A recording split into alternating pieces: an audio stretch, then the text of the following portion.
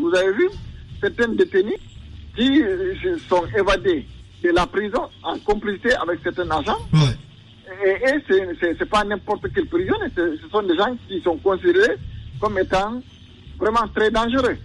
Donc c'est important qu'on prenne toutes les dispositions pour veiller non seulement à ce que les droits des détenus soient préservés, mais aussi qu'on permette à ces gardes pénitentiaires de faire leur travail correctement. Est-ce qu'on peut avoir une idée si notamment cette grève perdure, ce qui pourrait être notamment les conséquences, parce qu'il y a quand même beaucoup d'audiences en attente? Effectivement, si effectivement cette grève perdure, non seulement il y aura l'accumulation du dossier au niveau des cours et tribunaux, et comme vous le savez, on a aussi un problème de déficit des magistrats. Et dans la plupart des procès, il y a des délais légaux qu'il faut respecter.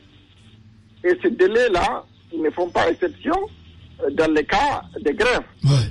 Donc c'est important qu'on arrive à régler cette question afin de permettre à ce que la situation se normalise et que les différents détenus puissent jouir de leurs droits fondamentaux. Bien. Il est pratiquement impossible pour quiconque ici, même en étant célibataire, de vivre avec 1,3 million.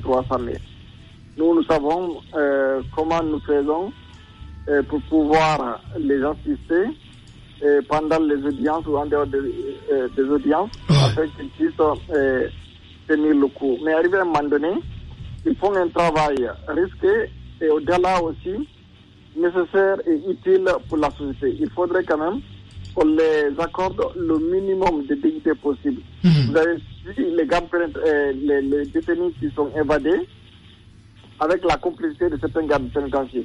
Donc, si effectivement on ne leur accorde pas le minimum de conditions de travail, le risque n'est pas seulement à leur niveau, c'est aussi pour la société. Bien. Donc, c'est hyper important que les revendications soient tenues compte. Mais au-delà, la grève se passe vraiment sans aucune violence. Et comme il a été dit, ils ont juste décidé de ne plus permettre l'extraction des détenus afin de les envoyer vers les cours et tribunaux. Mais au-delà, la situation est calme au sein de différentes centres de détention. Bien, mais Mamoudou Diallo. Bien, Maître Baldé, dites-nous, est-ce que déjà ces actes ont des conséquences sur le terrain? Est-ce que vous vivez les conséquences de cette grève sur le terrain? Avec vos clients, bien sûr.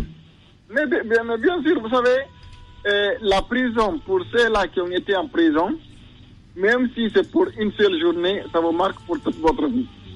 Donc quand il y a des personnes qui sont en détention et qu'on n'arrive pas à les extraire, afin qu'ils soient entendus par les magistrats, soit pour l'instruction ou bien pour le procès, cela est très difficile et très pénible, non seulement pour les détenus, mais aussi pour leurs parents. Donc il faudrait vraiment qu'on essaie de trouver une solution à ces problèmes, afin que les choses se normalisent. Bien. Toumani. Maître, on a appris au dire de leur porte-parole que quand même il y a un service minimum qui est maintenu. Et ce service minimum ne permet pas de conduire les détenus devant les tribunaux?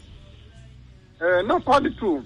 Le service minimum, c'est surtout au niveau des différents centres de détention. Par exemple, les parents des détenus peuvent les rendre visite et ils peuvent les envoyer la nourriture, le contrôle ou bien la sécurité à l'intérieur est maintenu, mais tout ce qui concerne l'extraction des détenus vers les cours et tribunaux sont arrêtés.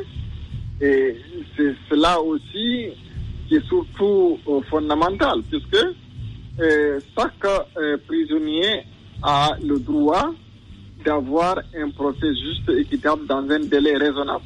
Et quand j'ai dit dans un délai raisonnable, c'est vraiment important que les délais légaux soient respectés. Donc si effectivement la grève perdue, ça aura des conséquences aussi légales. Bien, Mamoudou, allez-y. Bien, maître, au-delà de ça, nous apprenons que ces jours-ci, il y a un détenu en tout cas qui a trouvé la mort du côté de la maison centrale. Est-ce que cela vous inquiète aujourd'hui vu que vous avez assez de clients qui séjournent du côté de la maison centrale de Conakry?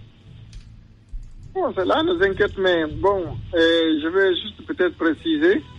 Moi, personnellement, je n'ai pas de clients à la maison centrale actuellement, puisque mes clients, ce sont les détenus politiques. Et heureusement, avec le départ de M. Alpha Condé, la plupart des détenus politiques ont été libérés. Maintenant, ils ont été remplacés par d'autres détenus qui ont, selon les accusations, ont commis des crimes économiques et financiers. Et ce sont ceux-là, en principe, dans les conditions normales, qui auraient dû veiller à ce qu'on améliore les conditions de vie de travail des gardes pénitentiaires. Aujourd'hui, ils sont dans les mains des mêmes gardes. Donc, imaginez un peu le paradoxe. C'est la raison pour laquelle on raconte assez souvent une anecdote selon laquelle il y a un des premiers ministres qui a décidé de réduire les subventions au niveau des écoles et il a augmenté les mêmes subventions au niveau des prisons. Et quand on lui a posé la question, il dit, mais attendez une seconde, l'école maternelle, nous ne sommes plus là-bas. Mais après notre mandat, nous allons nous retrouver en prison, donc c'est mieux qu'on organise les prisons très bien, afin qu'on puisse bénéficier de conditions de détention agréables. Bien. Donc c'est pour vous dire tout. Donc c'est important vraiment que le gouvernement tienne compte des revendications, puisque ce ne sont pas en plus des revendications vraiment extraordinaires. C'est vraiment des revendications qui sont raisonnables. Ouais. Et je vous dis, c'est important dans un pays, malheureusement chez nous ici en Guinée, comme vous voyez, il y a eu l'initiative de construire une maison de détention au niveau de Doprika, mais malheureusement, ça n'a jamais été réalisé, puisque les gens disent, quand vous êtes au pouvoir, vous construisez une prison, vous allez finir par aller en prison. Et si vous n'avez absolument rien fait de répréhensible, vous n'avez pas peur. Aujourd'hui, ceux qui refusaient de construire ces prisons hier, aujourd'hui, ils sont en prison, puisque justement, les actes qu'ils ont posés sont contraires à la loi. Donc, aussi longtemps que vous n'avez pas violé la loi, vous ne devez pas avoir peur d'aller en prison. Et ça ne se fera pas. Et même si on vous envoie en prison, je ne pense pas que vous allez rester longtemps.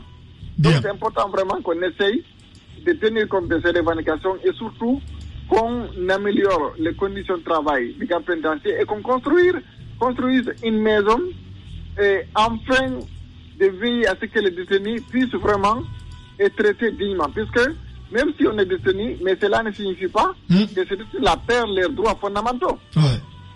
Bien. C'est important. Maître Thierno Suleiman, on a parlé déjà que vous êtes un avocat des causes difficiles. Khalil Kamara. Oui, je me demande, maître, vous êtes avocat des agents pénitentiaires ou bien vous êtes leur porte-parole? Sinon, pourquoi vous défendez leurs intérêts?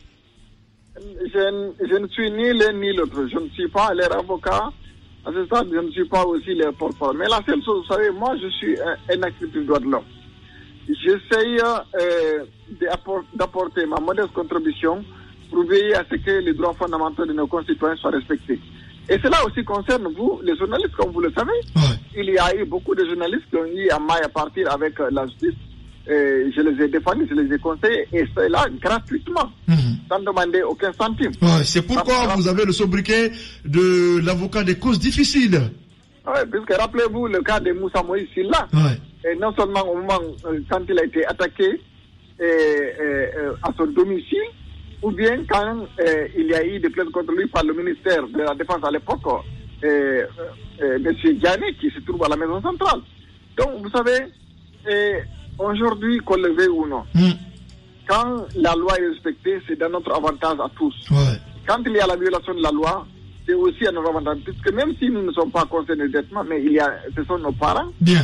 ce sont nos amis, ainsi de suite. Bien. Et si effectivement les gardes pénitentiaires, moi j'étais en prison, donc je sais exactement ce que cela signifie d'être en prison. Et au-delà, nous travaillons avec eux quotidiennement. Ouais. Donc si effectivement ils n'ont pas le minimum de conditions de travail, c'est assez difficile d'espérer qu'ils peuvent vraiment travailler correctement. Et surtout, une fois de plus, vous avez